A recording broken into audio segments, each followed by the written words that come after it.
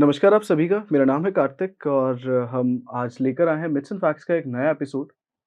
और जिस शख्सियत के साथ हम आज बात करेंगे, उनका नाम है आचार्य जगदीश तिवारी जी। नमस्कार साहब। नमस्कार।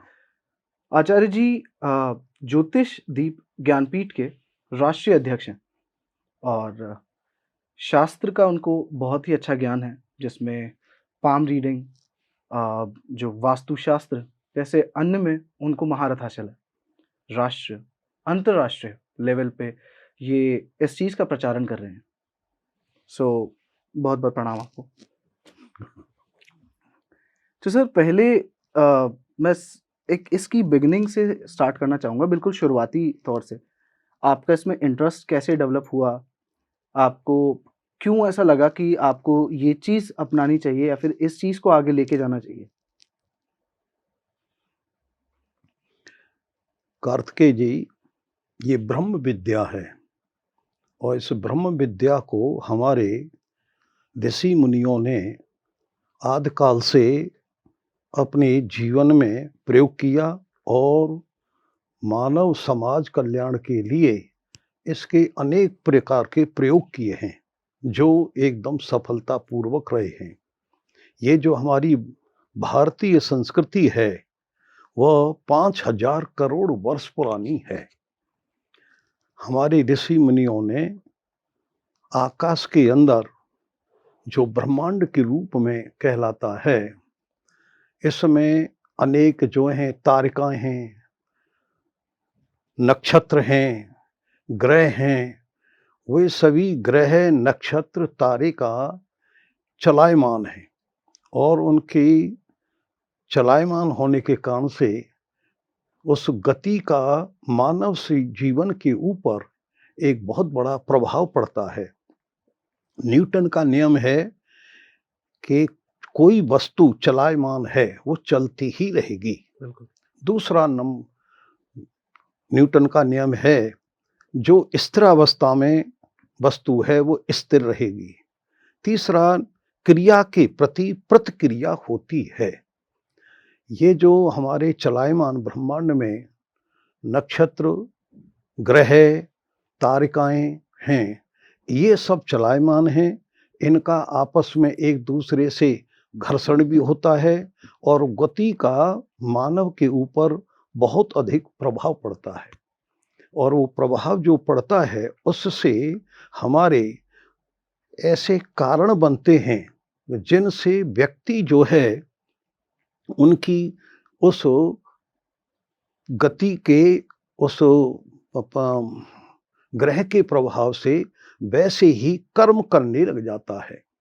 कर्म 3 प्रकार के होते हैं। एक पूर्व जन्म के संचित कर्म, एक जो है हमारे प्रारब्ध, तीसरा हमारे तात्कालिक कर्म। तात्कालिक कर्मों से व्यक्ति जो कुछ करता है, तत्काल फल की प्राप्ति होती है। क्रियमाण कर्मों से जो काम करता है, उसके लिए कुछ थोड़ी समय इंतजार करना पड़ता है। जैसे परीक्षक जो है या परीक्षार्थी परीक्षा देता है, फिर उसका परिणाम के लिए समय देखना पड़ता है। या कोई, हम बीज को बोते हैं और वो 6 महीने बाद जा करके या 3 महीने बाद उसकी फसल आती है, तो वो उसका फल प्राप्त होता है। पूर्व जन्म के जो हमारे संचित कर्म हैं, वह व्यक्ति जब इस ब्रह्मांड में जन्म लेता है, तो उसके साथ ही उसके पूर्व जन्म के संचित कर्म आते हैं और संचित कर्मों के कारण से हमारी जो 84 लाख योनियां हैं, उन 84 लाख योनियों में कर्मों के आधार पर उसको योनि प्राप्त होती है और उस योनि के योग और संयोग से, योग जो है हमारे पूर्व से पहले से ही बने हुए होते हैं। संयोग जो है, उनकी एक एक्टिविटी है, एक संयोग है, एक क्रियात्मक क्रिया है। उस क्रियात्मक क्रिया के फलस्वरूप हमारे संयोग बनते हैं। संयोग से हमारे योग और संयोग से हमारे फल की प्राप्ति होती है और उस फलों की प्राप्ति के अनुसार व्यक्ति कर्म करने लग जाता है। ये जो हमारे ब्रह्मांड में जितने भी नक्षत्र हैं, ग्रह हैं, मेरे दादाजी मैंने एक अपनी पुस्तक लिखी है ज्योतिष बोध के नाम से, अच्छा। और जिसका प्रकाशन जो है 2005 में हुआ, फिर 2012-13 में हुआ, और मैंने उसको अनेक प्रकार का अध्ययन करके, अनेक पुस्तकों का सार लेकर के और अपना प्रयोगात्मक उसमें संयोग को विश्लेषित किया है। उस समय मैंने अपनी 10 पीढ़ियों का वर्णन भी लिखा है। अच्छा। 10 पीढ़ियों के वर्णन में मेरे 10 पीढ़ियों से लगातार ये ब्रह्म विद्या, जिस ब्रह्म विद्या में ज्योतिष विद्या आती है, हमारी ये हस्तरेखा आती है, वास्तु आती है, न्यूमरोलॉजी आती है, अनेक प्रकार की कई अपनी विद्या हैं, ये सभी हमारी ब्रह्म विद्या में आती हैं। तो मेरे दादाजी और मेरे परदादाजी आकाश मंडल में, जब मैं छोटा सा था तो मैं उनके साथ अधिकांश रहता था, और ब्रह्मा मुझको आकाश में तारकाएं दिखाते थे कि ये देखो ध्रुव तारा है, ये सप्तऋषि मंडल है, ये जो है शुक्र है, ये जो है मंगल है, और उनका क्रियात्मक रूप मुझको दिखाते थे, बताते थे। मैं उनको गौर से देखता था। उस समय पर मेरे पास में घड़ी नहीं होती थी, लेकिन उस सप्तऋषि मंडल से समय जो दादाजी बतलाते थे वही समय होता था, इतना उनसे ज्ञान था। तो ये जो हमारी ज्योतिष विद्या है, ये वैज्ञानिक पद्धति है, इसमें विज्ञान का समावेश है। विज्ञान तो बाद में पैदा हुई, लेकिन हमारे ऋषि मुनियों ने इस विद्या को 5000 करोड़ वर्ष से ही इसको शुरू कर दिया था, और उनके उंगलियों पर यह सब रहता था कि कौन सा ग्रह कहाँ पर इस समय आकाश मंडल में संचलित है, चल रहा है, और उसके संचालन के कारण से हमको क्या क्या देखने को मिलता है, उसकी कौन सी ऐसी पॉजिटिव एनर्जी है जो मानव को मिल रही है, ऐसी कौन सी नेगेटिव एनर्जी है जो मानव के ऊपर दुष्प्रभाव डाल रही है। इसके वैज्ञानिकता के लिए मैं और एक छोटा सा प्रमाण देता हूं कि आज जैसे सूर्य जो है प्रातः काल 6:26 पे उदित हुआ, ये हमारे ज्योतिषाचार्यों ने अपनी वैज्ञानिक पद्धति से गणना करके इसको निश्चित कर दिया कि 6:26 पर सूर्य उदय होगा, और आज भी हुआ है, कल भी होगा। आज शाम को 5:59 पर सूर्य अस्त होगा, और 5:59 पर आप अपनी जो घड़ियां देखेंगे जो इंटरनेशनल स्तर पर समय का संचालन कर रही हैं, वो संचालन और हमारे इनका संचालन एक है, अलग अलग नहीं है, एक ही है। तो ये वैज्ञानिकता है। जिस प्रकार से मैथ्स में 2 और 2 4 होते हैं, ऐसे ही वैज्ञानिक पद्धति में जो भी हमारी गणना है वो वैज्ञानिक तरीका से कैलकुलेट पद्धति है, गणना की पद्धति है। उसमें 2 और 2 4 हो रहे हैं, कभी 2 और 2 5 नहीं होते, लेकिन 2 और 2 5 जो भी व्यक्ति कर रहे हैं वो उनके ज्ञान में या उनकी गणना में कोई न कोई त्रुटि है, लेकिन हमारी पद्धति में कोई कमी नहीं है। उनमें जैसे बाल्यापन में अपने दादाजी के साथ में रहता था, वो मुझको इतना ज्ञान उन्होंने प्रैक्टिकल ज्ञान दिया जो मेरे गले उतरता गया, और मैं कि बाल्यावस्था से ही हाथ देखने लग गया, और वो कह देते थे कि इस तरह से इस रेखा का ये रेखा ऐसे होगी तो ऐसा होगा, और वही होता था।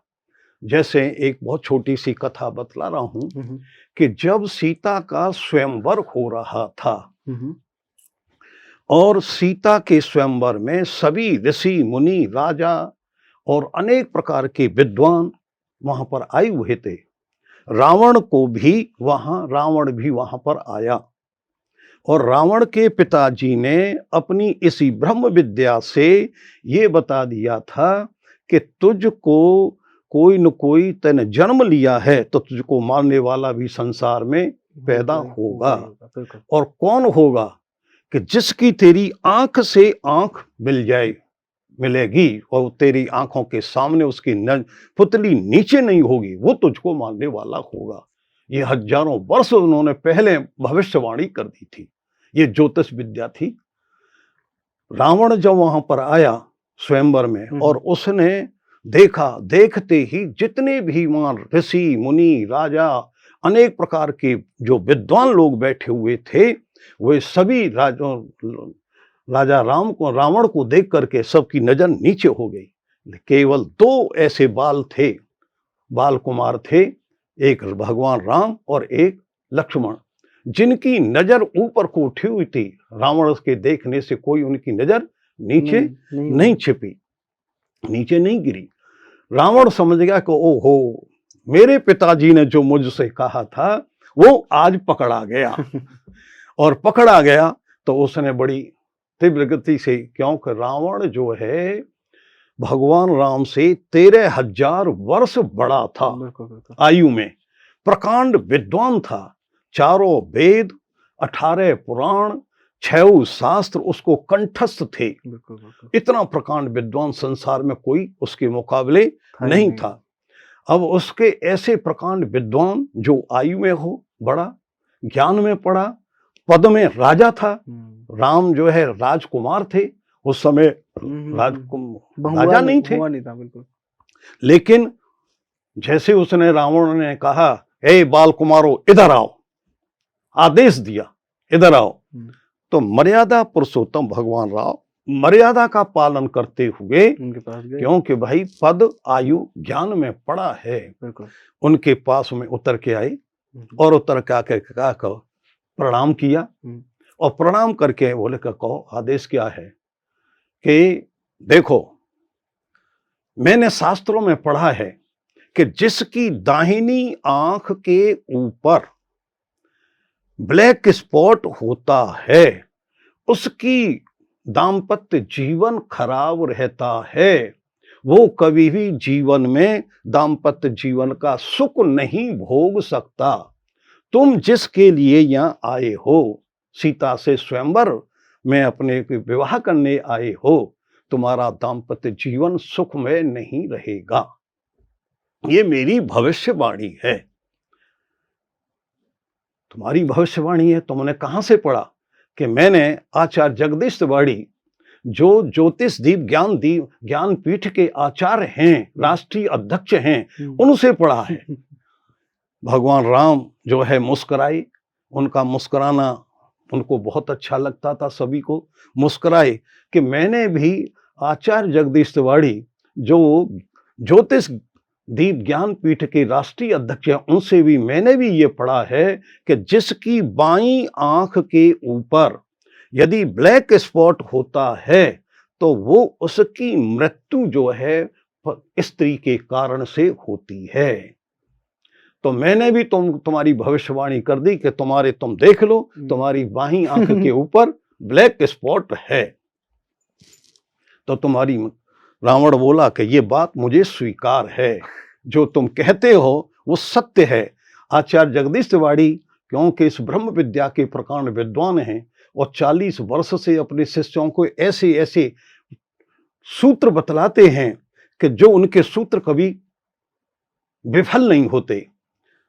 पर एक बात और मैं कह रहा हूं कि जब मैंने तुम्हारा निश्चित कर दिया, तुमने मेरा निश्चित कर दिया, तो मैं तुमको एक निमंत्रण देता हूं कि तुम जो है निश्चित रूप से सीता के साथ विवाह करोगे। और सीता राम जी और लक्ष्मण जी, तुम तीनों को मैं निमंत्रण देता हूं कि तुम मेरी लंकापुरी में अवश्य आना। भगवान राम कहते हैं कि ये जो आगंतुक होते हैं जिनको बुलाया जाता है, दूसरे उसी आगंतुकों को पहले समय में अतिथि कहा जाता था। अतिथि किसे कहते हैं? जिसकी कोई भी तिथि निश्चित नहीं हो, आने की कोई भी तिथि निश्चित नहीं हो, अचानक आ जाए, वो अतिथि कहलाता है। और अतिथि देवो भव, अतिथि जो है देवता के समान होता है, बिल्कुल। और देवता के समान होता है तो अतिथि और देवता की 4 प्रकार से पूजा की जाती है। हुँ, पहला है आह्वान, आइए, बिल्कुल। आह्वान। दूसरा है आसन, ग्रहण, बैठिए, विराजिए, आसन हाँ, ग्रहण कीजिए। बिल्कुल। तीसरा है जलम, जल पीजिए, तीसरा सम्मान। इस समय आइए, बैठिए, जल जल पीजिए, पीजिए। इसमें कोई खर्चा होता है क्या? हुँ, कोई खर्चा नहीं होता है। चौथा है पत्रम पुष्पम फलम तोयम। पहले ऋषि मुनि जंगल में रहते थे, तो खान-पीन का। जंगल में जो है पत्र पुष्प, पत्र खाते थे। हुँ। आज भी यदि आप तुलसी के पत्र नित्य प्रति लेते हैं, हुँ, हुँ। तो तुलसी एंटीबायोटिक है, बिल्कुल, कितने बिल्कुल। रोगों की दवा है। यदि आप पीपल का पत्ता एक रोज खा लेते हैं, एक पत्ता खा लो, 2 पत्ते खा लो, तो आपको दोपहर तक भूख नहीं लगेगी और न थकान होगी, और वो आपकी पौष्टिकता को देता रहेगा। पीपल का पत्ता। पीपल का पत्ता। यदि आप जो है बेल पत्र का पत्ता खा लो, बेल पत्र के पत्रे में आज जो है इतने प्रचार प्रसार हो रहा है, अनेक प्रकार के विज्ञापन दिए जा रहे हैं शुगर के लिए, हुँ। और जनरल रूप से कितनी शुगर की बीमारी फैल रही है। हुँ, हुँ। यदि कोई व्यक्ति नियमित रूप से शंकर भगवान के ऊपर चढ़ा हुआ बेलपत्र, 3 बेलपत्र नित्य प्रति खा ले, तो उसके जीवन में शुगर कभी नहीं आएगी। अब ये हमारे ऋषि मुनियों की वैज्ञानिकता थी। हुँ, हुँ। इस समय हमारे पूरा अनुसंधान था, जड़ी बूटियां थीं, कितने पत्ते कौन किस बीमारी का कारक है, लेकिन वो सब उस खाते वक़्त थे। वो तो उस वक़्त में था भी, तो सारी चीज़ें कितनी प्योर हुआ करती थी ना। जैसे आज तो हम एक नॉर्मल अनाज उगाने के लिए भी 4 तरीके के केमिकल यूज़ करते हैं। नहीं, आप जो कह रहे हैं कि नॉर्मल, आज तो आधुनिकता है, हुँ। लेकिन पहले तो प्रकृति से पीपल के वृक्ष जो हैं, आज भी आप देखते हो, ये प्रभु का पीपल का वृक्ष जो हुँ, है, हुँ। समाज जैसे ब्राह्मण समाज में ब्राह्मण वर्ण एक श्रेष्ठ माना जाता है, वैसे ही पीपल का पेड़ वृक्ष भी श्रेष्ठ माना माना जाता है। जाता है, क्यों? बिल्कुल।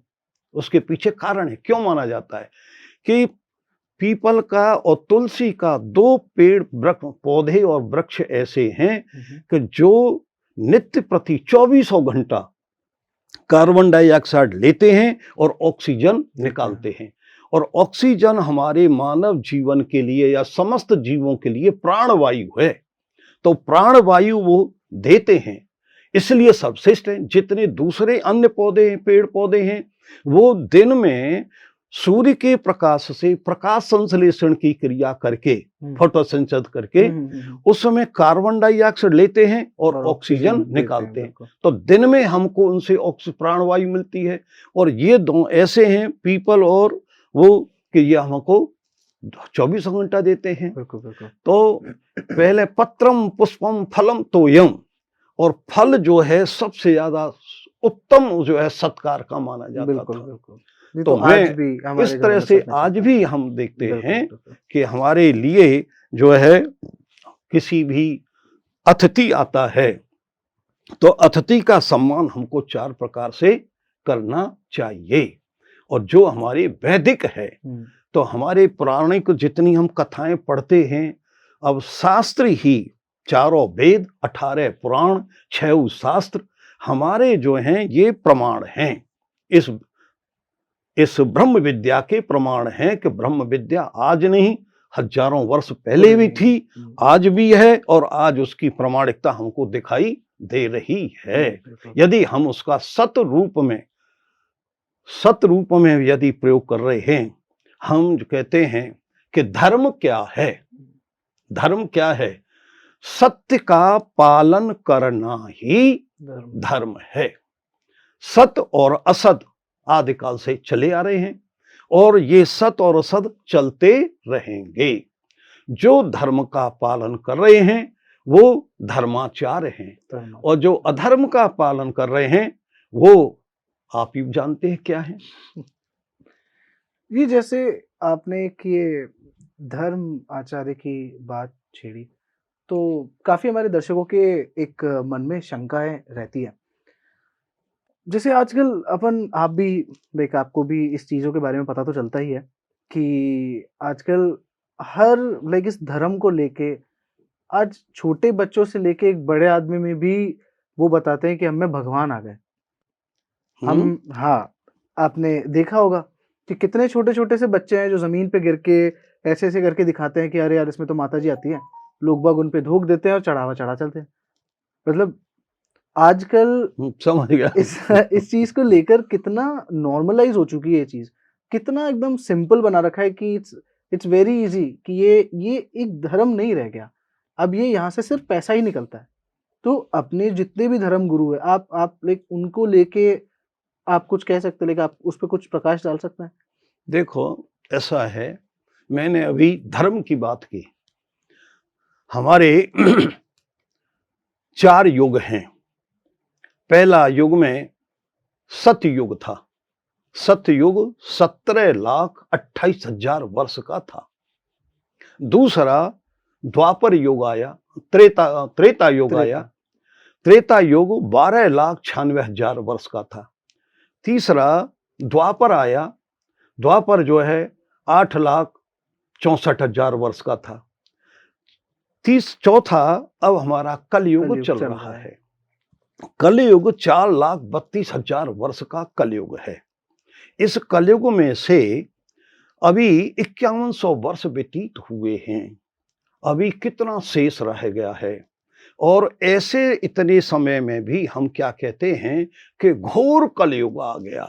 अभी घोर अभी कलयुग तो तो शुरुआत। आया ही नहीं भाई। तेल देखो, तेल की धार धार देखो। देखो जब बिल्कुल। पूरा कलयुग देखोगे, कलयुग जो है, जब इस कलयुग के 821 वर्ष रह जाएंगे, हुँ, तब घोर कलयुग आएगा। अब देखो, ये हमारी फिर वैज्ञानिकता है यहाँ पर, धर्म की और युगों के ऊपर, कि जब हमारा सतयुग था, तो मानव की आयु 1,00,000 वर्ष वर्ष थी। थी बिल्कुल। जैसे ही त्रेता युग आया, 1,00,000 में से एक जीरो कम कम कर हो दिया। गया। कितनी आयु रह गई? हुँ, 10,000 10,000। वर्ष। भगवान राम ने 13,000 वर्ष अयोध्या पर राज किया। पढ़े लिखे, विद्या प्राप्त की, जंगल में 14 साल घूमे, फिर 13,000 वर्ष राज किया। तो भगवान राम की आयु 13,000 प्लस। 10,000 वर्ष से अधिक हाँ, थी। प्लस। द्वापर युग आया तो फिर एक जीरो हट गया। अब आयु कितनी रह गई? 100, 1000। 1,000 वर्ष रह गई। 1,000 वर्ष की आयु में हमारे पांडव और कौरव हुए। हुँ, हुँ, हुँ। और उनके अंदर वैसी ही उनकी ऊंचाई लंबाई थी, वैसे ही खान पान था, वैसे ही रहन सहन और शक्ति थी। आपने यहाँ पर सुना होगा, अलवर के पास में पांडपोल हुँ, है। हुँ, हुँ, हुँ। पांडपोल में जब पांडव जो है संध्या के समय उस पर्वतों के बीच में घिर गए और संध्या हो गई, और चारों तरफ से जंगली जानवर चीत्कार करने लगे, तो युधिष्ठिर ने कहा कि भाई अब तो बड़े संकट की घड़ी में आ गई, हुँ, अब कैसे निकलेंगे? तो भीम ने कहा कि भैया आदेश करो, अभी रास्ता बना देता हूं। कि भाई मरता सो क्या नहीं करता, भाई रास्ता बनाओ। भीम ने अपनी गदा उठाई हुँ। और एक उस पहाड़ की उसमें मारी, और रास्ता। उसमें एक पोल सुरंग पैदा कर हाँ, दी। आज मैं आपसे कह रहा हूं कि आप दीवार में एक घूंसा मार के देख लो, आपका डॉक्टर हाथ टूट जाएगा पर बिल दीवार में छेद छेद नहीं कर नहीं पाओगे। होगा, सही बात है। तो जब उनमें कितनी शक्ति थी, ऐसे ही अब ये आ गया कलयुग। कलयुग में जो है धर्म के कितने पैर रह गए? एक। 1। और 3 कैसे हैं? वो पाप। पाप में सतयुग में चारों धर्म के थे, हुँ, त्रेता में 3 धर्म के थे, द्वापर में 2 2 धर्म धर्म के के थे, थे। और अब कलयुग में 1 धर्म का है। पापाचार बढ़ता जा रहा है। बाप न भैया सबसे बड़ा रुपया। रुपया। धन के लोभ के लालच में व्यक्ति जो है कितने कर्म अकर्म, कुछ भी हो, कैसे भी मिलना चाहिए। अब दूसरी बात मैं यह कह रहा हूं कि मैं बचपन से माता का भक्त हूं।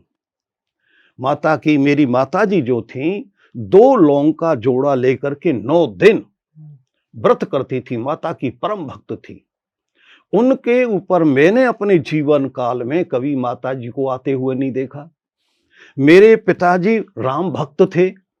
उन्होंने जीवन, मेरे दादाजी राम भक्त थे, मेरे परदादा राम भक्त थे। उनके ऊपर कभी मैंने राम जी को आते हुए नहीं देखा। और मैं जीवन बचपन से ही माता का भक्त हूँ। मेरे ऊपर तो आज मेरी एज जो है 75 ईयर्स हो गई। मेरे ऊपर तो आज तक माता जी नहीं आई, न बालाजी आए, न कोई भूत आया, न प्रेत आया। अब लोगों के पास में बड़ी मुश्किल से महीना 15 दिन कोई पाठ कर लेते हैं और कुछ कर लेते हैं और कहते हैं कि हमारे ऊपर माता जी आ गई। हाँ भाई, माता जी आ गई। माता जी भाई आ जाएं तो फिर क्या है, तो माता जी उनके ऊपर किसके पैसे की माता जी आती हैं, नाटक करने की माता जी आती हैं, पैसा उससे उनको मिलता है और माता जी बेचारी चली जाती हैं। तो ये जो है कलयुग का प्रभाव है।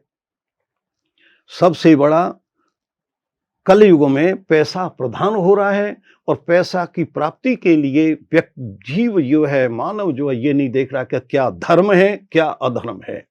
उसको पैसा चाहिए और पैसा चाह करके अपने सांसारिक सुख भोगना उसका उद्देश्य है, न कि धर्म का पालन करने का उसका उद्देश्य नहीं है। तो मैंने अपने जीवन काल में ये प्रत्यक्ष रूप में देखा है, तो मैं इस बात को कदापि स्वीकार नहीं करता। लेकिन ज्योतिष विद्या ब्रह्म विद्या है, जो हमारे योग हैं। यदि किसी की कुंडली में शनि चंद्रमा बैठा हुआ है तो विष योग होगा। उसको विषैले जानवरों से, विषैली वस्तुओं से इन्फेक्शन होगा, उसको पीड़ा होगी और उसकी मृत्यु तुल्य कष्ट मिलेगा। जिसकी कुंडली में चंद्रमा और मंगल बैठा हुआ है, लक्ष्मी योग बना हुआ है, और उस लक्ष्मी योग से सत्कर्म के द्वारा, धर्म के द्वारा उसको धन की प्राप्ति होगी। जिसके राहु चंद्रमा बैठा हुआ है, वहां ग्रहण योग बना हुआ है। ग्रहण योग से अनेक प्रकार की पीड़ाएं उसको होंगी। पितृ दोष होगा, पितरों के कारण से पीड़ा होगी। अब यदि किसी के ऊपर पितृ बहुत जल्दी आ जाते हैं और किसी के पास में पितृ आते ही नहीं है, अब ये जो है सब समाज को प्रभावित करने के लिए या अर्थ की प्राप्ति के लिए ही नाटक हैं। मैं इसको सत्य रूप में, धर्म रूप में उपयुक्त नहीं मानता। आचार्य जी, मेरा एक सवाल जो कि काफी कॉमन है, जो आजकल के यूथ में, और काफी मैं भी मेरे भी जहन में कई बार आता है, और मेरे दर्शकों के, मेरे दोस्तों के बीच में भी यह आता होगा कि एक संस्कृति हमारी जो चलती आ रही है, जिसमें हमें सिखाते हैं कि भाई हमसे जो काफी बड़ा है, जो पद में है, जिन्होंने हमसे ज्यादा अधिक पढ़ाई करी है या जिन्होंने एक स्थान प्राप्त किया है, उसे हम दंडवत प्रणाम किया करते थे। ऐसे ही एक स्टेजेस इनके बारे में आप हमारे दोस्तों को कुछ बताओगे? क्योंकि आजकल तो क्या जिनसे मिलते हैं सब ऐसे करते हैं, नमस्कार साहब। तो इसके बारे में आप थोड़ा सा कुछ बताओगे? ये शब्द है अभिवादन। अभिवादन, अभिवादन हम अलग अलग रूपों में, अलग अलग प्रकार से अपनी भारतीय पद्धति के अनुसार, भारतीय संस्कृति के अनुसार आदि काल से करते चले आ रहे हैं, जो आज भी प्रचलित हैं, जो हमसे ज्ञान में, पद में और आयु में तथा पूजनीय हैं। जैसे ईश्वर एक अलौकिक शक्ति है जो कण कण में विराजमान है। उस ईश्वर शक्ति के रूप में जितने भी हमारे अवतार हुए, उन अवतारों को और देव प्रतिमाओं को आज भी हम दंडवत प्रणाम करते हैं। डंडे के समान लेट करके प्रणाम करना, ये हमारा धर्म है। जो हमसे आयु में, पद में, ज्ञान में बड़े हैं, उनको हम प्रणाम करते हैं।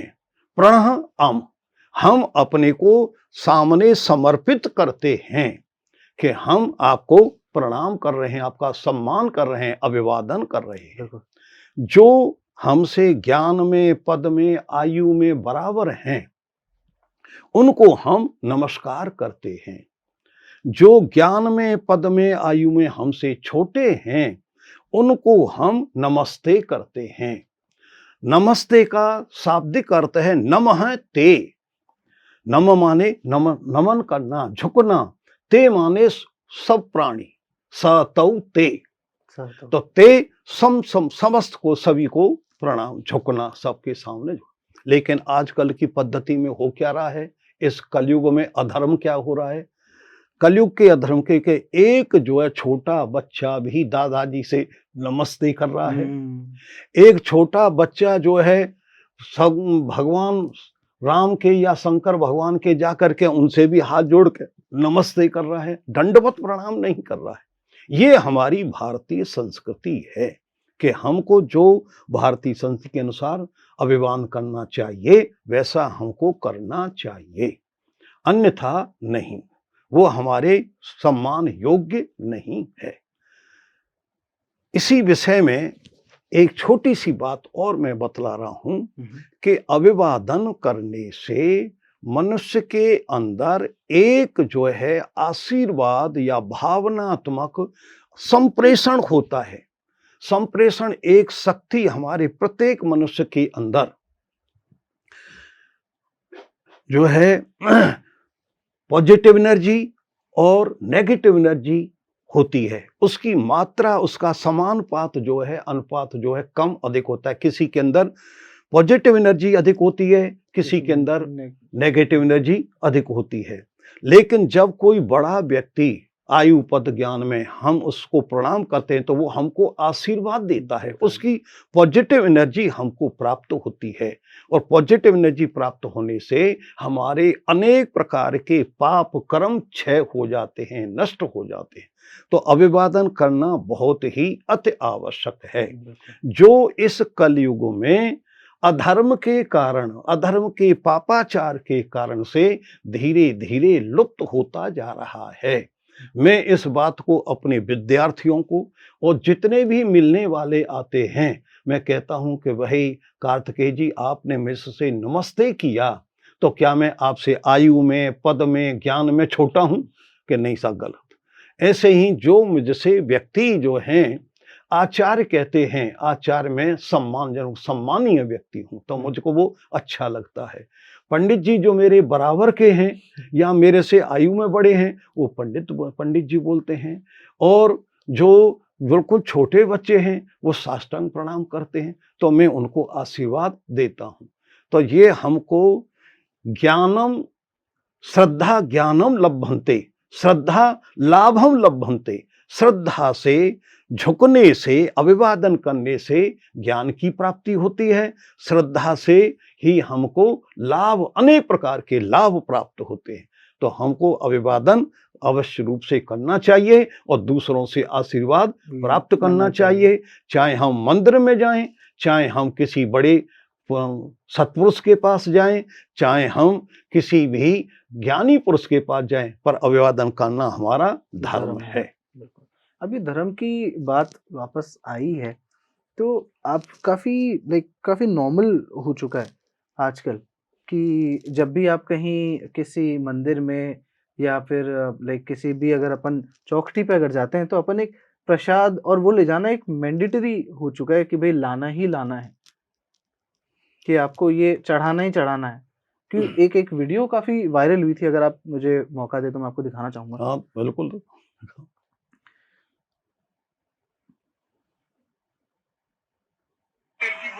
ये देखिए, ठीक है भाई, जो नहीं ला सकता वो कृपया करके अपने घर बैठे, बहुत सारे दरबार खुले में, वहां जा चले जाए। जब तुम्हारा एक काम सफल हो जाता है तो माँ की कढ़ाई चढ़ती है, माँ की कढ़ाई जरूर चढ़ाया करो, आ गया? नहीं तो फिर दूसरा काम भी नहीं बनेगा और मैं फिर वापस उसकी चीजें खोल दूंगा। चाहे उसके साथ कुछ भी हो, कुछ भी घटित हो, मेरी कोई जिम्मेदारी नहीं है, ना मेरी कोई गारंटी है। जिसका जो काम बनेगा मुझे बिगाड़ना भी आना। ये देखो, वो कह रहे हैं कि मुझे बिगाड़ना भी आता है। इस वीडियो को देखने से एक आभास हो रहा है, इस समय फिर मैं कहूंगा धर्म प्रधान है, धर्म की प्रधानता, अधर्म की प्रधानता। इस वीडियो में पूर्ण रूप से अधर्म की प्रधानता को दिखाया जा रहा है। किस देवता ने आज तक ये कहा है कि आप मुझको ये चढ़ाओगे तो मैं प्रसन्नचित होऊंगा? किसी ऋग्वेद में, यजुर्वेद में, सामवेद में, अर्थवेद में, अथर्ववेद में या किसी भी वेद में या किसी भी पुराण में कहीं भी कोई ऐसा नहीं है। शब्द एक ही है कि पत्रम पुष्पम फलम तोयम। हर जगह ये है, देवताओं की अर्चना में भी लिखा हुआ है कि पत्रम पुष्पम फलम तोयम। कहीं ये नहीं लिखा है कि तुम ये 10 रुपये चढ़ा दो। भगवान के यहाँ चाहे कोई निर्धन है, चाहे महान अमीर है, उसकी दृष्टि में सब एक हैं और वो सभी जो हैं अपने अपने पाप और पुण्य कर्मों का फल भोगते हुए अपना जीवन यापन कर रहे हैं। कुछ व्यक्ति जो है वो बहुत ही सुख चैन से धनवान होकर के बड़ा आरामदायक जीवन व्यतीत कर रहे हैं, वो उनके पुण्य कर्मों का फल है। कुछ व्यक्ति अनेक घोर कष्टों का सामना करते हुए इतने संघर्षमय जीवन व्यतीत कर रहे हैं, उनके वो पाप कर्मों का फल है। पर पाप कर्म और पुण्य कर्म इस संसार में आके प्रत्येक जीव को भोगना ही पड़ता है, क्योंकि हमारे जितने भी अवतारी पुरुष हुए हैं उन्होंने भी स्वयं भोगे हैं। भगवान राम ने 14 वर्ष जंगल में काटे, तो वो जंगल में जो काटे उन्होंने कहा, बार बार कहा कि ये मेरे शनि राहु का प्रकोप है, राहु मुझको चक्कर कटवाएगा, मैं इसके अनुसार ये नहीं फल भोगूंगा तो मैं मर्यादा का पालन नहीं कर पाऊंगा, मेरा धर्म है इसका पालन करना। तो उन्होंने किया। भगवान कृष्ण जो है वो भी अवतारी पुरुष थे, जो इतने शक्तिशाली थे कि वो पहरेदारों को सुला सकते हैं और जेल के ताड़े भी तोड़वा सकते हैं। तो क्या वो जेल के अंदर ही जन्म क्यों लेते हैं? क्या वो बाहर जन्म नहीं ले सकते थे? अरे मैं अवतारी पुरुष हूं, मैं क्यों जेल में लूंगा? लेकिन उन्हें संसार को दिखाने के लिए कि मैं अवतारी पुरुष हूं, फिर भी क्या है कि जेल में जन्म ले रहा हूं, जिससे संसार घबराता है। ये मेरे पुण्य पूर्व जन्म के कर्मों का फल है, मैं भोग कर ये संसार को दिखाना चाहता हूं। अनेक हमारे जितनी अवतारी पुरुषों के आप देखेंगे कितनी, सबकी यही कथा है जो सत्य है, धर्म का पालन है।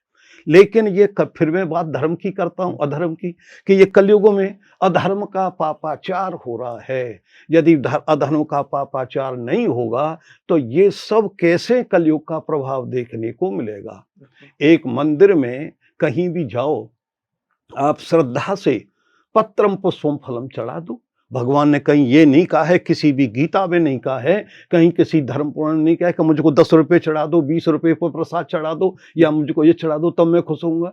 एक भगवान को कोई 100 रुपये का, 1000 रुपये का चढ़ावा चढ़ा देता है तो भगवान खुश हो जाता है क्या?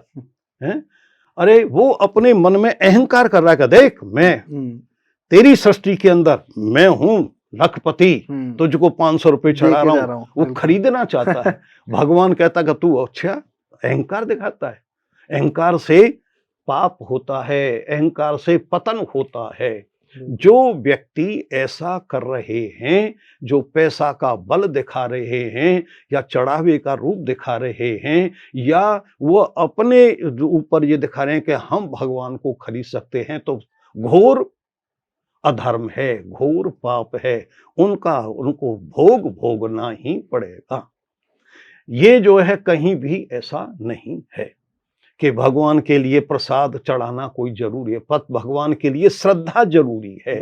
भगवान के लिए जो आपके श्रद्धा के भाव हैं वो चढ़ाना जरूरी है। यदि श्रद्धा आपके भगवान के प्रति है या किसी देवता के प्रति है या किसी मनुष्य के प्रति है, मैं आपसे एक प्रश्न करता हूं कि आप मुझको श्रद्धा पूर्वक कोई भी जरा सा जल पिला दें, वो जल जो है मेरे लिए अमृत है। बिल्कुल। भूखे प्यासे को आपने जल पिला दिया। एक तड़पती आत्मा भी कहीं किनारे पर, रोड के किनारे पर बैठी हुई है और भूख से तड़प रही है, यदि आपने उसको एक रोटी लाके आधी रोटी भी खिला दी तो वो सबसे, इससे बड़ा चढ़ावा भगवान का कोई नहीं। बिल्कुल, वो सबसे बड़ा चढ़ावा है। यदि आप इस विषय में एक छोटी सी कथा सुनाता हूं मैं हम्म, आपको, हम्म, कि एक राजा था। हम्म, राजा रानी जो है उनके कोई भी संतान नहीं थी। तो वो पंडितों के पास में गई, पंडितों के पास में कहा कि भाई मेरे कोई संतान नहीं है, इतने बड़े राज्य का मालिक हूं, मेरा उत्तराधिकारी कौन होगा? उत्तराधिकारी से भी बड़ी बात है कि मेरा भाई श्राद्ध कौन करेगा, मेरा तर्पण कौन करेगा, मुझको मोक्ष नहीं मिलेगी, बिना मोक्ष के मेरा जीवन बेकार हो जाएगा। ब्राह्मण लोगों ने कहा कि आओ हम बताते हैं। क्या बताते हो? कि विष्णु भगवान को प्रसन्नचित किया जाए, और विष्णु भगवान जो है वो आपको एक पुत्र प्रदान करेंगे। भाई उसके लिए क्या क्या करना पड़ेगा? लाखों रुपए का खर्चा कराया गया, यज्ञ कराई गया, सब कुछ कराया गया। विष्णु भगवान प्रकट हो गए, बोले कि भाई राजन, तुमने इतना बड़ा मेरा वो सत्मुख किया है, मैं बड़ा प्रसन्नचित हूँ। क्या वरदान मांगते हो? कि मैं एक पुत्र चाहता हूँ। कि भाई मैं पुत्र नहीं दे सकता और सब कुछ दे सकता हूँ। राजा बोला कि मुझे और तो मेरे पास सब कुछ है, पुत्र नहीं तो फिर क्या है? कि भाई मैं असमर्थ हूँ, ये नहीं दे सकता। तो ब्राह्मण लोग और राजा निराश हो गया। ब्राह्मणों से फिर कहा गया कि भाई अब क्या किया जाए? कि ऐसा है कि ब्रह्मा जी के पास चलते हैं। ब्रह्मा जी तो सृष्टि के रचयिता हैं और वो तो सब कुछ दे देते हैं। ब्रह्मा जी के पास में गई, ब्रह्मा जी के पास में जाकर के उन्होंने वही अपना पूरा अनुष्ठान किया। अनुष्ठान करके ब्रह्मा जी प्रसन्नचित हो गए तो ब्रह्मा जी ने कहा कि बोलो क्या चाहते हो? कि एक पुत्र चाहता हूँ। कि मैं पुत्र नहीं दे सकता और सब कुछ दे सकता हूँ। राजा फिर निराश हो गया तो उसने कहा कि भाई ये तो मैं नहीं। ब्राह्मणों से कहा अब क्या किया जाए? कि अब तो शंकर भगवान रह गए, तीनों लोकों के नाथ स्वामी भगवान राम, भगवान शंकर ऐसे हैं कि आंख धतूरा चढ़ा दो तब भी उससे भी प्रसन्नचित हो जाते हैं और वरदान दे देते हैं। सभी लोग मिल करके अनुष्ठान किया, अनुष्ठान करके फिर जो है भगवान शंकर भी प्रकट हो गए और प्रकट होकर बोलो क्या चाहते हो? कि एक पुत्र चाहता हूं। कि भाई ये मैं नहीं दे सकता, यही मेरी सीमा के बाहर है। अब तो ब्राह्मण लोग भी निराश हो गए और राजा रानी भी निराश हो गए। कब संसार में कोई नहीं है देने वाला। लौट करके बड़े निराश पूर्वक आ रहे थे। वो एक बहुत सुंदर देवालय था। उस देवालय के नीचे जहां आज भी देखते हैं कि जितने भी मंदिर हैं वहां बाहर जो भिखारी होते हैं, भिक्षा मांगने वाले बैठे रहते हैं गरीब लोग। तो एक भिखारी जो है बैठा हुआ था और अपना खाली कटोरा बजा रहा था कि एक रोटी दे दो और एक बेटा ले लो, एक रोटी दे दो एक बेटा ले लो। रानी ने कही कि देखो बेचारा एक रोटी मांग रहा है, भूखा है, अरे बेटा दे रहा है। राजा बोला कि अरे पागल, जो ब्रह्मा विष्णु नहीं दे सके ये भिखारी कहां से दे देगा हमको? अरे भाई देव दो या मत दे, लेकिन इसको एक रोटी खिला देते हैं, क्या परेशानी है? राजा ने, अब आप जानते हो 3 प्रकार के हट होते हैं संसार में, बाल हट, त्रिया हट और राजहट। बाल हट जानते हो कि बच्चा जो रोज आया करे तो वो दे करना पड़ता है। त्रिया जो हट कर ले तो करना पड़ता है। राजा मोदी जैसे ने नोट 2 बार बदल दिए तो जो है बदल दिए, राजा तो राजा है। तो त्रिया हट ने कही कि भाई इसको प्रसाद खिला दे भाई, तो एक रोटी। गई सामने से जाके एक ताजी रोटी बनवाई, घी से चुपड़ के बोले कि लो बाबा। बाबा को देखा, बाबा ने ऊपर देखा कि बेटी सही ठीक आज से 9 महीने बाद तेरे जो पुत्र पैदा होगा। बोला, रानी बोली कि देखो क्या बोल रहा है।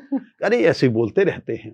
अब जो है वहां घर पर आ गए, घर पे आकर के गर्भ रह गया।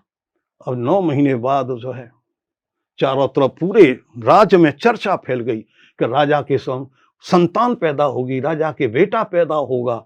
कैसे होगा? कि ब्रह्मा विष्णु महेश फेल हो गई और एक भिखारी के वरदान ने जो उनको आशीर्वाद दे दिया है। अच्छा, अब चारों तरफ चर्चा का विषय बन गया बहुत बड़ा। नारद मुनि तो आप जानते हो कि पूरे चलायमान संसार में चक्कर काटते हैं। नारद मुनि आए, देखा कि अरे भाई बहुत बड़ा।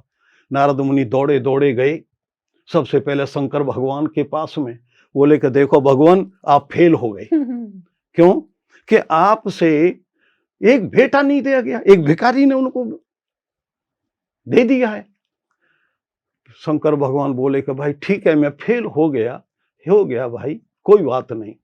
अब नारद मुनि को तो जब तक जैसे हम लोग एक बात को 10 जगह नहीं कहते तब तक उनको खाना नहीं पचता, भोजन नहीं पचता। तो वो तो मन की गति के अनुसार वायु के तेज चलते हैं।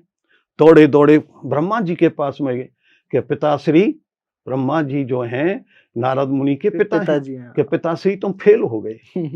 नारद ब्रह्मा जी भी बेचारे नीचे को नजर कली का ठीक हो गया।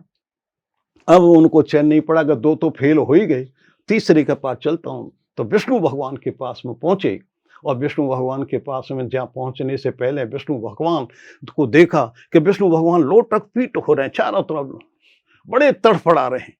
नारद मुनि तो अपनी बात भूल के बोले कि अरे भगवान ये क्या हो गया आपको? कि अरे भाई नारद, तुम बहुत अच्छे समय पे आए हो, मेरे हृदय में इतनी पीड़ा है कि मैं बस प्राण निकलने वाले हैं। तुम तो प्रभु इसकी क्या परिहार क्या है, इसकी रेमेडी क्या है? कि इसकी रेमेडी एक ही है कि तुम किसी का दिल ला करके मुझको दे दो तो मैं ठीक हो जाऊं, अन्यथा मैं मृत्यु को प्राप्त हो जाऊंगा और ये कलंक तुम्हारे ऊपर लग जाएगा। अब तो नारद मुनि बेचारे बहुत पीड़ित हो गए। उन्होंने कहा दौड़े दौड़े जिसके पास जाओ कि भाई अपना दिल दे दो। भगवान विष्णु बहुत परेशान है, तो जिसके पास जाए वही कहे कि पागल हो गए हो, हम अपना दिल दे दें? अरे दिल देंगे हम मर जाएंगे ना, हम नहीं दे सकते। सब पूरे संसार तीनों लोकों में घूमे आए, कोई भी उनको नहीं मिला दिल देने वाला। उसी फकीर के पास में पहुंच गए। फकीर से कहा कि भाई विष्णु भगवान बहुत परेशान हैं और उनके दिल की जरूरत है, कि चक्कू लाओ अभी देते हैं। नारद मुनि दौड़े दौड़े गए, चक्कू लाए, फकीर को दिया। फकीर ने अपना दिल काट कर गए, लो दे दिया। नारद मुनि बोले बड़े प्रसन्नचित हुए कि देखो कोई संसार में एक तो मिल गया कि जिसको देने वाला है। दौड़े जा रहे थे विष्णु भगवान के पास। विष्णु भगवान अपनी कमल सैया पे बैठे मुस्कुरा रहे थे। कह रहे भगवान मैं ले आया।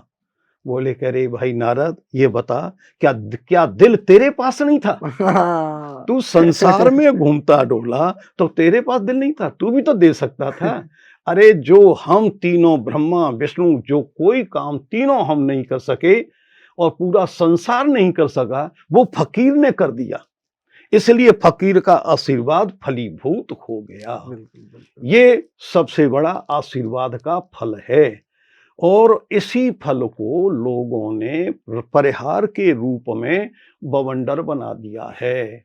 उसको अपने आमदनी का पाप का रूप बना दिया है। इतने रुपए दो, इतना घी लाओ, इतना प्रसाद लाओ, तब जो है जा करके मैं आपको करूंगा। एक छोटी सी बहुत छोटी सी कथा और सुनाता हूँ इसी में कि एक सेठ जी थे। सेठ जी जो है एक बार सेठानी बोली कि दिन भर इस आय व्यय के चक्र में लगे रहते हो, मेरे ऊपर कभी ध्यान नहीं देते हो। अरे इतने सुंदर मेला लगते हैं, उसमें किसी मेला में मुझको जरा दिखा के लाओ। सेठ जी बोले कि भाई अब त्रिया हट है। बोले कि चलो चलते हैं। एक मेला में गए, मेला में जाकर के भीड़ भाड़ थी भयंकर, दोनों बिछुड़ गए। अब सेठ जी चिल्ला रहे, रो रहे थे, चिल्ला रहे कि मेरी तो एक ही थी वो भी खो गई, मेरी एक ही थी वो खो गई।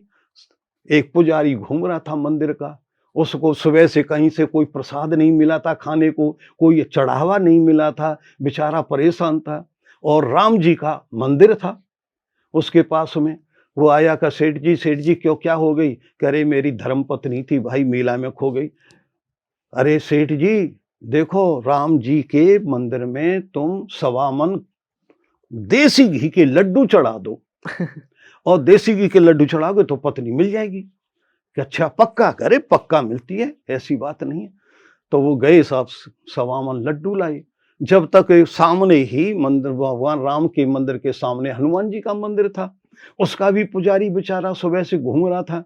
उसने देखा कि भाई खुशबू आ रही थी देसी घी के लड्डों की और थाल भर करके सेठ जी ला रहे हैं। कि सेठ जी कहाँ ले जा रहे हो? कि मैं भाई वहाँ मेरी पत्नी खो गई है और राम जी के मंदिर में ले जा रहा हूँ। अरे सेठ जी, भगवान राम से अपनी पत्नी तो ढूंढी नहीं गई और वो तुम्हारी पत्नी को कहां से ढूंढ देंगे? अरे भाई उनकी पत्नी को हमारे हनुमान जी ने ढूंढा था। तो आप इधर आओ, मेरा हनुमान जी का मंदिर है और उस समय में आपको भोग चढ़वाऊंगा और पत्नी मिल जाएगी, आ जाएगी। बोले कहा बात तो सही है भाई, हनुमान जी ने ढूंढी थी सीता माता को। अब बेचारा वो राम जी का मंदिर तो पुजारी देखता रह गया, हनुमान जी मंदिर ले गया, वहां बैठा के भोग चढ़वाया, प्रसाद चढ़वाया, पत्रम पुष्पम फलम तोयम, संकल्प बुलवाया और संकल्प बुलवा करके हनुमान जी की आराधना हाथ जोड़ के कराई, हाथ जोड़ के कराई। बोले कि सेठ जी इसकी परिक्रमा करके आओ मंदिर की। अब वो सेठानी जो है बेचारी परेशान होकर घूम घाम के परिक्रमा के पीछे बैठी थी डर की वजह से कि अब मैं कहाँ जाऊं। तो भाई यहाँ जब मेला खत्म हो जाएगा तब देखूंगी। उस परिक्रमा में बीच में बैठी हुई थी पीछे। सेठ जी गए, सेठ जी ने देखा जब आधी परिक्रमा की तो सेठानी पीछे बैठी हुई थी मंदिर के। बोले कि मिल गई मिल गई मिल गई मिल गई। हाँ तो बोले कि देखो है हनुमान जी में चमत्कार। तो योग संयोग इतने प्रबल होते हैं कि वो तो हो करके ही रहते हैं। लेकिन आज के समय में ये जितने जो है पैसे के लोभी लालची व्यक्ति हैं वो अनेक प्रकार के ढोंग रचते हैं और दोषा पाप करते हैं स्वयं और भगवान के ऊपर आरोपित करते हैं, भगवान के ऊपर कहते हैं कि ये मातेश्वरी, और ऊपर से चैलेंज देते हैं जैसे आपकी वीडियो में दे रहे हैं कि मैं बुरा भी करना जानता हूं, क्या तुम भगवान हो या भगवान से ऊपर बड़ी शक्ति हो जो तुम बुरा करना चाहते हो? अरे तुझ पे अपना बुरा बुला तो हो नहीं रहा, तो बुरा तो अपना कर रहा है, तो दूसरों का क्या बुरा करेगा? तो ये जो है केवल पापाचार है, ये कलयुग का अधर्म है। कलयुग का अधर्म, ये धर्म अधर्म काफी मतलब अलग चीज है। अगर किसी को बताने जाओ तो लोग लड़ने लगते हैं, और मान लो तो लोग तब भी लड़ने लगते हैं कि तूने मान लिया। अंधेरे में रोशनी को भगवान कहते थे कि अगर बिल्कुल बंद अंधेरे के अंदर अगर कोई ऊर्जा का सूत्र मिल जाए तो अरे मेरे भगवान मुझे मिल गए, कैसे कहा जाता था। लाइक पवित्रता अपवित्रता इन सब चीजों को लेकर भी एक अलग सा एक मिथ बना हुआ है, जो कि मतलब एक शंका है सब लोगों के बीच में। जैसे एक फीमेल्स का एक पार्ट एक ड्यूरेशन आता है एक मंथ का, उसके अंदर कहा जाता है कि तुलसी के पौधों को हाथ मत लगाओ, बिना नहाए आप किचन में नहीं जा सकते, या फिर मंदिर में प्रवेश आपका बिल्कुल मना है। तो इन सब के बारे में आप थोड़ा बता सकते हो? देखो ऐसा है सत्य और असत्य, पाप और पुण्य, धर्म और अधर्म, शुद्ध और अशुद्ध, ये हमारे आज के नहीं आदि काल से चले आ रहे हैं। जहां पवित्रता है वहां पवित्रता में देवताओं का वास होता है। देवता किसे कहते हैं? प्रत्येक मनुष्य, जितने भी मनुष्य हैं, जीव हैं, सबके अंदर दो अंश होते हैं। पहला है परमात्मा का अंश, परमात्मंश। दूसरा होता है जीवांश, जीव का अंश। इस जीवांश को हम बायोलॉजी में पढ़ते हैं हेरिडिटी। जैसे माता पिता वैसे ही उनके संतान, हेरिडिटी से ही उनके संतानों के भी चेहरे, रूप, रंग और गुण अवगुण आते हैं। उनके अंदर पापत्व राक्षसों के अंदर ज्यादा आदिकाल से रहा है। कश्यप ऋषि हुए, कश्यप ऋषि की दो पत्नियां थी, दिति और अदिति। दिति जो है एक अशुद्ध का समय में, अशुद्ध काल में, और वो कश्यप ऋषि ने के साथ उन्होंने हट किया कि मुझे संतान चाहिए, गर्भ चाहिए। कश्यप ऋषि ने त्रिया हट के कारण से उनकी मनोकामना पूर्ण की, जिसके फलस्वरूप राक्षस पैदा हुए। उनके अंदर, राक्षसों के अंदर परमात्मा अंश आंशिक रूप से था और जीवांश जो है बहुत बड़ी मात्रा में था, और उनके कारण से वो लगातार पाप में पाप करते करते आज पूरे संसार में राक्षस लोग प्रसिद्ध हैं। अब आज भी दैनिक रूप में, दैनिक समय में आज भी कितने मनुष्य हैं जो ब्राह्मण, क्षत्रिय, वैश्य या अन्य वर्णों का रूप धारण करे हुए हैं, लेकिन साक्षात्कार रूप से राक्षस हैं। और ऐसे भी कितने ऐसे रूप हैं इन सभी वर्णों में कि जो साक्षात रूप से भगवान का रूप हैं। वो सत्य का पालन करते हैं और शुद्धता का पालन करते हैं। अब ब्राह्मण कौन है? ब्राह्मण जो ब्रह्म विद्या का जानने वाला है, ब्रह्म मुहूर्त में प्रातः काल जगता है, ब्रह्म मुहूर्त में जग करके स्नान ध्यान करके शुद्ध होकर के फिर जो है अपनी ब्रह्म विद्या की तप और साधना करता है, वो ब्राह्मण कहलाता है।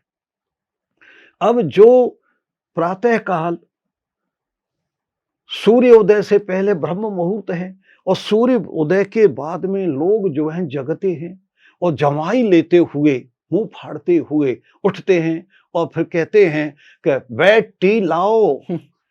और वेट टी के द्वारा जो पूरे रात्रि का मुंह में गंदगी है, उस गंदगी को वेट टी के द्वारा अंदर पेट में पहुंचा देते हैं। वो कहती है कि अच्छा तुम्हारे अंदर अभी तक जो बीमारी नहीं है, तो बीमारी का कारक तुमने मुझको भेज दिया, तो मैं बीमारी पहुंचाऊंगी तुमको। तो अनेक प्रकार की बीमारियां पैदा होती हैं। एक जो चाय के संबंध में मेरा मत है, मैं मानता हूं, जो प्रत्यक्ष है, प्रैक्टिकल है, और ना मानने करके आप देख लो कि एक चाय की बूंद आप अपने सफेद कपड़े के ऊपर डाल दो और फिर उसको थोड़ी देर सूख जाने दो और फिर उसको रिगड़ के साबुन से अनेक बार धो लो, कपड़ा फट जाएगा लेकिन चाय की बूंद वहां का रंग नहीं जाएगा। और वो चाय आपके आंतड़ियों में रह करके, और वो कितना अपना दुष्प्रभाव दिखा रही है, वो अशुद्धता का रूप है। लेकिन फिर भी क्या है? आधुनिकता है। हम जो है जैसे कर्म कर रहे हैं वैसा फल भोगते जा रहे हैं।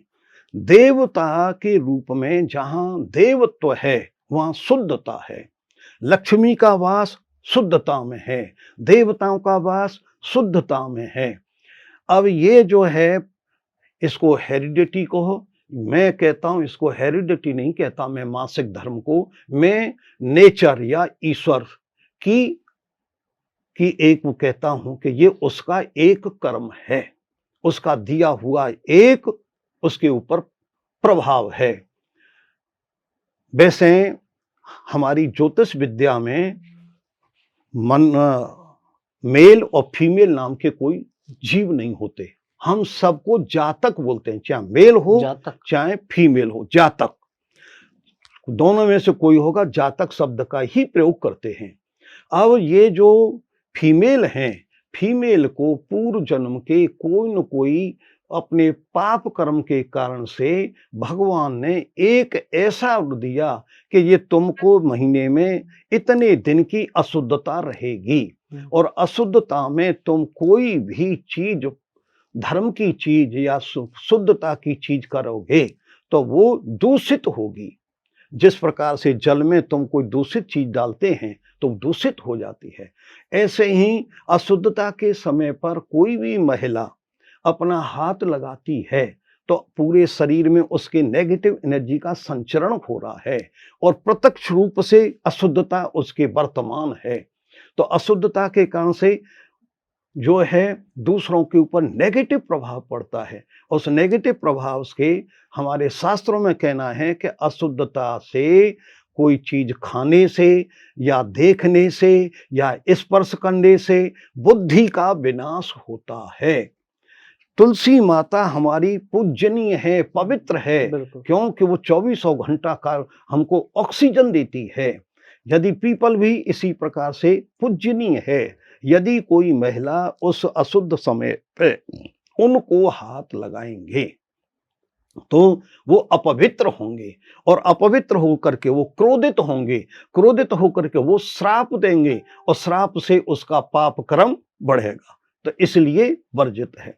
रसोई घर जो है, आप जानते को भोजन हमारे शरीर के लिए पौष्टिक पदार्थ है। उस पौष्टिकता से हमारा शरीर संचलित है। हमको पौष्टिक पदार्थ नहीं मिलता है तो हमारे शरीर में कमजोरी आ जाती है। इस जीवन को चलाने के लिए पहला महत्वपूर्ण है भोजन। भोजन से भी अति आवश्यक है जल, और जल से भी अति आवश्यक है प्रकाश, और प्रकाश से भी अति आवश्यक है वायु। ये चारों चीज जो है हमको भगवान ने बिना किसी उसके मुक्त रूप से प्रदान की हैं। प्रत्येक जीव को भोजन के रूप में अन्न दिया है, फल दिए हैं, वनस्पति दी है। कितने ऐसे भोज्य पदार्थ हैं जो भगवान ने अपने को नेचर के रूप में दिए हैं, जिनको हम पान करते हैं। बिल्कुल। ईश्वर ने हमको जल दिया है, नदी का जल है, तालाब का जल है, झरने का जल है, और बिसलरी का भी जल है। जो आज उसके ने अब अलग अलग वो पैसे के अहंकार से बिसलरी पी लेते हैं, और नहीं साधु संत तो नदी का जल पीते थे, संत मुनि पीते थे। और प्रकाश रूप में आप देखते हो कि जिस दिन सूर्य भगवान नहीं निकलते हैं उस दिन जो है अंधकार रहता है, हमारे सब कार्य बंद हो जाते हैं। प्रकाश के द्वारा के अभाव में पेड़ पौधे अपने कार्य प्रकाश संश्लेषण की क्रिया नहीं कर पाते हैं, हमको ऑक्सीजन नहीं दे पाते हैं, तो कितना बड़ा एक अधर्म हो जाता है। उससे भी महत्वपूर्ण हमारे लिए वायु है। हम वायु लेते हैं, अब श्वसन क्रिया में कार्बन ऑक्सीजन लेते हैं और कार्बन डाइऑक्साइड निकालते हैं, और बिना उसके हम जीवित नहीं रह सकते। आपका भोजन बंद कर दिया जाए 1 दिन, 2 दिन, 4 दिन, 5 दिन, क्या मृत्यु हो सकती है? नहीं हो सकती है। जल जो है 2 दिन, 3 दिन बंद कर दिया जाए तो पीड़ा हो सकती है, और प्रकाश बंद कर दिया जाए तो भी पीड़ा हो सकती है, और 1 सेकंड के लिए श्वसन क्रिया बंद कर दी जाए तो जय सिया राम तो वो पूरा ही सब हो जाएगा। तो ये भगवान ने हमको प्राकृतिक रूप से दिए हैं, और शुद्धता भी अशुद्धता भी दी है। उसका हमारे शास्त्रों में ऋषि मुनियों ने कहा कि भाई ये महिला वर्ग इसको सोचे समझे। यदि तुम महिला वर्ग जो है गृहिणी होती है, एक जननी होती है, अपने बच्चों को जन्म देने वाली होती है, इसके विषय में कहा जाता है जननी जन्म भूमस्य गृह्यसे। जन्म देने वाली माता जो है जन्म भूमि से भी बड़ी होती है। और यदि वो माता जो है अशुद्धता के समय में अपने बच्चों को भोजन करके खिलावे तो वो माता है, वो माता नहीं कुमाता है। वो अपने बच्चों की बुद्धि का विनाश करने वाली है, और यदि विनाश करेगी तो उसके बच्चे कैसे, एक तरफ तो वो दुआ करे भगवान से, हे भगवान मेरा बेटा बेटी जो कलेक्टर बन जाए, प्रधानमंत्री बन जाए, अनेक प्रकार के डॉक्टर बन जाए, अनेक प्रकार की कामना करो, दूसरी तरफ उनको विष पिलावे, तो वो माता नहीं रहती, वो कुमाता है। इसलिए हमारे ऋषि मुनियों ने कहा कि भाई 3 दिन 5 दिन महिलाओं को अपने धर्म का पालन करना चाहिए। अशुद्धता न तो घर में और न समाज में। अब ये जो कुछ लोग जो कुतर्क करते हैं, एक होता है तर्क और एक होता है कुतर्क। तर्क से ज्ञान की प्राप्ति होती है, कुतर्क से कलह होती है। ये कुतर्क है मैं अकेली हूँ, मेरे परिवार में मेरे अलावा कोई है नहीं, इसलिए मुझको तो ये करना ही पड़ेगा, ये करना ही पड़ेगा, ये कुतर्क है। अरे मैं ये कहता हूं कि यदि तुमने 1 दिन भोजन नहीं किया, अन्न नहीं खाया, सब्जी नहीं खाई, तो क्या प्राण निकल जाएंगे? नहीं निकलेंगे। अरे अनेक प्रकार के पत्र पुष्प फल बहुत सारी चीजें हैं, दूध है, अनेक प्रकार की चीजें हैं, करने वाले घर में कई जने हैं, करा सकते हो। अब कोई हट कर ले कि मैं क्यों, कि मैं पति हूं, मैं रावण हूं, मैं नहीं करूंगा, ये मैं हाथ नहीं लगाऊंगा, ये अहंकार पतन का कारण होता है। यदि आप अपने बच्चों का भविष्य सुधारना चाहते हो, भविष्य में उनको लक्ष्मी देना चाहते हो, बुद्धि देना चाहते हो, बुद्धि सबसे ज्यादा प्रधान है, बिना बुद्धि के कुछ नहीं है। तो बुद्धि देना चाहते हो तो पवित्रता रखना अति आवश्यक है, और माता बहनों को इस बात पर विशेष ध्यान देना चाहिए। ये मेरा कथन है। बिल्कुल, ये तो काफी आपने इसको विस्तार में समझा दिया। लाइक दोस्तों, तुम लोगों के भी जितने भी ये छोटे छोटे से मिथ्स है, आई सपोज कि वो मिथ्स और उन फैक्ट्स पे अब आप थोड़ा सा ध्यान देंगे। अब आपको पता भी चलेगा कि हमारा धर्म एक्चुअली है क्या, जो हम कर रहे हैं क्या वो सही है, क्या वो गलत है, क्या वो लोगों की कही हुई बातों पे हम कर रहे हैं, कि क्या वो हमारे धर्म ने हमें सिखाया है जो हम कर रहे हैं। बहुत बहुत धन्यवाद आचार्य जी। इसके साथ में मैं बस इतना चाहूंगा कि आप मुझे और हमारी देखने वाली जो भी जनता है, जो भी पीढ़ी है, उसके लिए आपकी तरफ से अगर कोई इंस्पायरिंग 2 शब्द जो कि आप चाहो उन्हें कहना? देखो मैं कहता हूँ संस्कार। हमारे ऋषि मुनियों ने 16 संस्कार बनाए। उन 16 संस्कारों को आप सभी जानते हैं और उसमें से पहला संस्कार सबसे बड़ा प्रधान संस्कार है कि शुद्धता और भजन पूजा पाठ। जहाँ शुद्धता है वहाँ देवता का वास है बिल्कुल। और देवताओं की आप जो है मन से, पैसे से नहीं, मन से, तन से, मन से और शुद्ध भाव से यदि एकाग्रचित होकर के उनका ध्यान कर लिया जाए तो वो देवता प्रसन्नचित होते हैं।